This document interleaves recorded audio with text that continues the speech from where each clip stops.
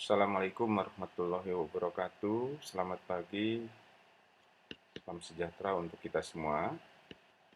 Untuk praktikum kali ini kita masih akan berkaitan, kalau sebelumnya banyak berkiprah dalam bentuk project time management, kita akan masuk ke hal penting di dalam project cost management. Nah, yang akan dibahas pertama kali adalah tentang cost benefit analysis namanya, atau CBA. Jadi, poin penting di praktikum ini adalah Anda bisa menghitung bagaimana cost benefit ini dilakukan gitu. Sebenarnya untuk cost benefit atau mengevaluasi antara biaya dan benefit yang didapatkan dalam proyek itu banyak metodenya. Ada payback analysis, ada break even point dan seterusnya. Tapi yang paling umum orang lakukan adalah dengan cara menganalisis dari sisi cost dan benefit yang didapatkan gitu ya. Jadi CBA ini adalah cost benefit analysis. Nah, ini beberapa definisinya. Yang paling dasar, apa sih itu cost benefit analysis atau CBA? Jadi, cost benefit analysis adalah bagaimana kita bisa menganalisis untuk membandingkan antara cost yang kita keluarkan dengan benefit yang kita dapatkan untuk melihat apakah investasi dalam membangun sebuah sistem itu atau membuat sebuah aplikasi itu menguntungkan atau tidak begitu ya. Jadi yang namanya cost benefit. Jadi yang dibandingkan adalah cost dan benefit gitu. Ini yang kita investasikan, cost benefit yang kita dapat dari kita menginvestasikan membangun sebuah aplikasi atau sebuah sistem baru gitu ya. Oleh karena itu, dari dua variabel tadi antara cost dan benefit, selanjutnya khusus yang benefit, yang kita dapatkan ada dua hal begitu ya. Benefit itu ada dua. Yang pertama ada namanya tangible benefit. Yang kedua ada yang namakan dengan intangible benefit. Nah, tangible benefit adalah keuntungan benefit yang didapatkan atau bisa dihitung secara mudah gitu. Bisa dirasakan dan dihitung secara mudah dalam bentuk rupiah misalnya. Misalnya, akibat kita membuat aplikasi ini, berapa cost yang bisa di-saving, atau berapa pendapatan yang bisa kita dapatkan, itu bisa dihitung. Sementara yang intangible adalah sesuatu yang positif, tetapi bisa kita rasakan, tapi agak susah untuk menghitungnya. Misalnya, dengan aplikasi ini, customer menjadi lebih loyal. Nah, istilah loyal di sini kan sesuatu yang baik, bisa dirasakan, tetapi bagaimana ngitungnya? Tapi kita bisa merasakan. Itu bedakan antara tangible dan intangible. Sementara untuk cost, ini ada dua jenis. Pertama adalah cost atau biaya yang dikeluarkan waktu membangunnya, waktu membangun aplikasinya. Dan yang kedua adalah cost yang akan dikeluarkan pada saat aplikasi itu digunakan. Oleh karena itu dinamakan dengan production cost. Artinya pada saat aplikasi itu memproduksi sesuatu atau dijalankan, maka ada istilah namanya cost production. Jadi dua hal ya, ada cost yang dikeluarkan pada saat membangun dan cost yang dikeluarkan saat dijalankan aplikasinya.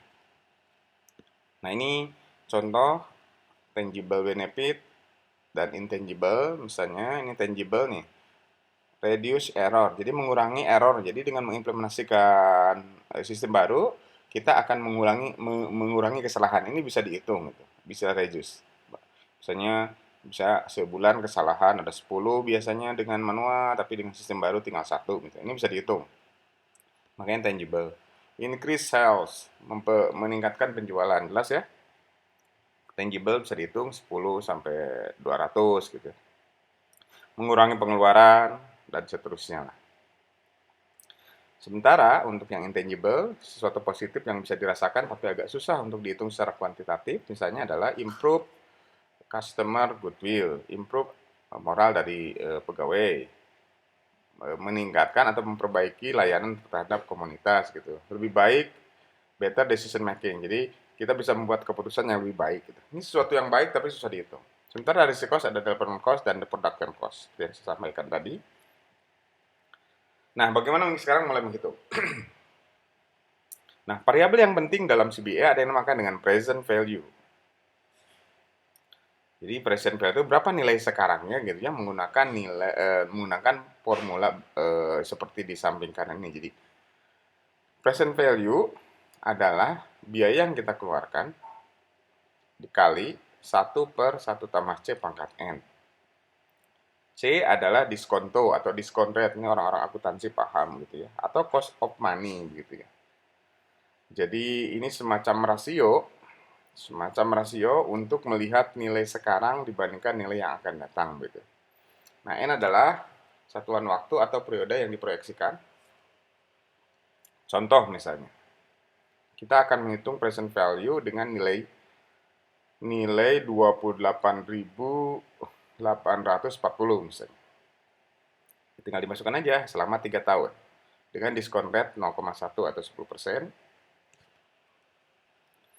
Di ini dikalikan seperti formula ini didapatkan 21.668 gitu. Apa artinya? Jadi kalau 3 tahun yang akan datang nilainya, kalau misal 3 tahun yang akan datang nilai itu adalah 28.840 dengan nilai cost of money 0,1 atau 10%, maka nilai sekarangnya adalah 21.668. Wajar ya. Untuk harga bakwan aja misalnya 5 tahun yang akan datang, kalau sekarang 1.000 pasti tidak 1.000 gitu, pasti lebih lah. Nah, formula ini adalah sangat populer ya, pendekatan untuk menentukan secara umum benefit dari sebuah sistem. Jadi Anda highlight dulu, inilah formulanya gitu ya, karena hitung-hitungan ke depan akan menggunakan formula ini. Contoh, kita akan contoh aja langsung. Jadi misalnya kita akan membangun sebuah proyek, membangun sebuah aplikasi, ini adalah estimasi cost yang kita lakukan, misalnya hardware dari 50.000, software dan seterusnya ya. Terus ada dukungan atau service, ada AS support, ada maintenance, harganya bisa 2.400 per year, 8.000 per year dan seterusnya. Ini cost. Benefitnya apa? Oh, ternyata dengan nanti menggunakan sistem ini akan terjadi saving sebanyak 1.500 per week. Ini asumsi yang akan digunakan, variabel perbedaan asumsi yang digunakan pada saat nanti kita menghitung. Pertama, diskon rate 10%, sensitivity factor dari cost 1,1. Apa maksudnya? Ini nilai sensitif. Jadi kalau kita sekarang mengestimasi cost misalnya 50.000, pada saat dieksekusi belum tentu 50.000 lagi gitu ya. Akan ada nilai sensitivitas. Supaya aman, lebih besar dari 1 gitu ya. Yang kedua ada sensitivity factor benefit, sama gitu ya. Jadi pada saat direncanakan kita benefitnya berapa, tapi pada saat dieksekusi bisa jadi berubah gitu. Biasanya sensitive benefit lebih kecil dari 1 supaya aman. Terus ada perubahan tahunan dalam biaya production atau maintenance. Pasti itu. Ada perubahan 7%.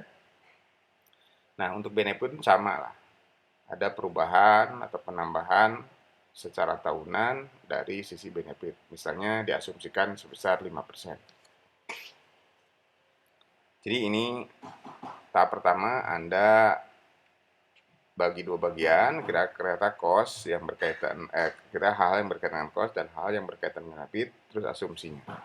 Cuma yang di cost ini Anda perhatikan, karena tadi di cost ini kan ada 2 jenis ya.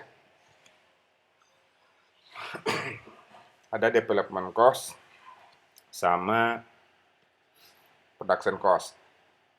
Untuk membedakannya mudah, Anda tinggal lihat, kalau yang ada satuan, per year ini, berarti dia production cost.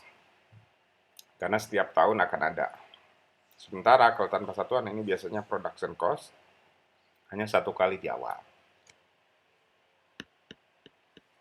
Kira-kira seperti itu.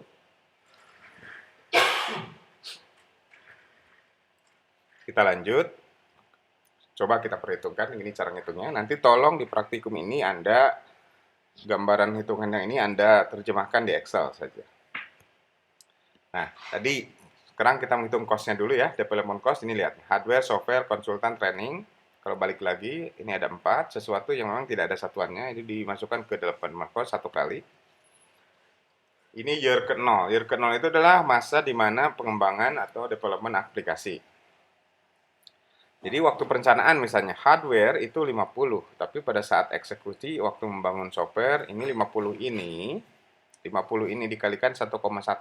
Apa itu 1,1? Adalah sensitivity factor untuk cost yang ini. Jadi dapat 55.000. Begitu untuk software, konsultan, dan training. Ini tahun ke-0, tahun di mana aplikasi itu dikembangkan. Lalu kita jumlahkan dapat ini.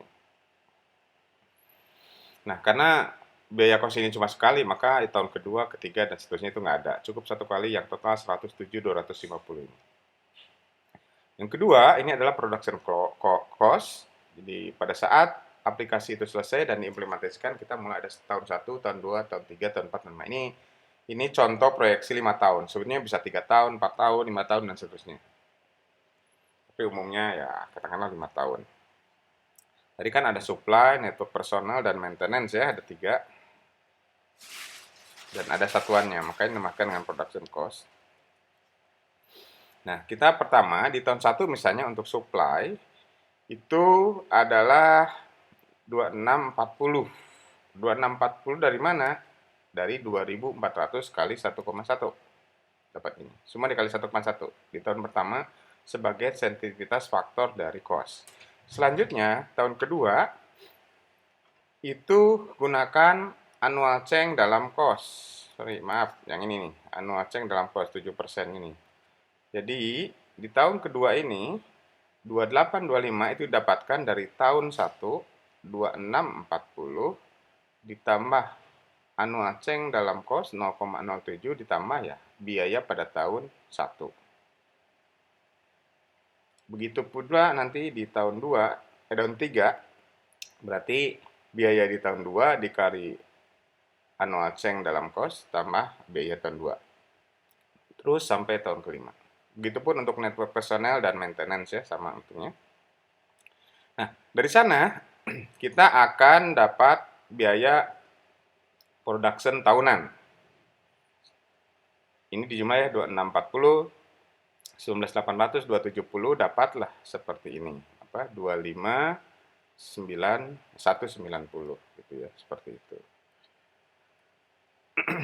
Nah, yang harus Anda hitung adalah berikutnya. Ini adalah, sebenarnya kan kita merencanakan cost benefit dalam project. Ini adalah 25.190 ini adalah biaya production cost yang diproyeksikan gitu ya. Nah, berapa nilai sekarangnya gitu. Jadi kalau kita menginvestasikan 25.190 suatu saat nanti, berapa nilai sekarangnya? Kalau tahun 1, maka nilainya adalah 22.900. Ini dari mana? Pakai rumus yang tadi. Yang ini. Kita perjelas dulu ya. Jadi, pakai menggunakan rumus yang tadi, present value tadi. Jadi nilai sekarang dari 25.190 dengan diskon rate 0,1, periode 1, karena tahun 1, ya nilainya adalah 22.900. Begitupun untuk yang tahun 2, tahun 3, tahun 4, dan tahun 5. Anda bisa dihitung. Nah, habis itu, selanjutnya Anda hitung akumulasi cost di tahun 1. Berapa akumulasi cost di tahun 1? Yaitu nilai present value di tahun 1, 22.900 ditambah dengan development cost di tahun ke-0 tadi. Jadi 22.900 ditambah 107.250 ini. Dapatnya 130.150. Ini akumulasi cost. Terus akumulasi cost tahun kedua adalah akumulasi cost tahun pertama ditambah present value tahun kedua. Jadi 152.425 ini adalah 130, 150 ditambah 22.275 seperti ini. Begitupun untuk tahun 3, tahun 4, tahun 5. Dapatkan seperti ini. Nah, itu untuk cost. Oke. Bagaimana dengan benefit? Sama juga. Karena benefit itu didapatkan pada saat aplikasi ini digunakan, maka dia akan mulai dari tahun ke-0. Tadi kan benefit yang didapatkan adalah mengurangi cost untuk inventory. Berapa nilainya? Tadi 1.500 per minggu. Karena ini tahunan ya, kita tinggal kali 52. dikali sensitivitas untuk benefit tadi 0,9 dapatlah 70.200. Tahun kedua gimana? Sama. Tahun pertama dikali annual change in benefit 0,05, dilihat di slide sebelumnya, tambah maaf, benefit di tahun 1. Jadi 73, 710, begitu tahun 3, tahun 4, dan tahun 5. Selanjutnya Anda hitung present value-nya menggunakan rumus yang tadi, discounted 0,1 dan seterusnya. Dapatkan nilai sekarangnya adalah 63818. Tahun 2, tahun 3, tahun 4, tahun 5 Anda hitung juga.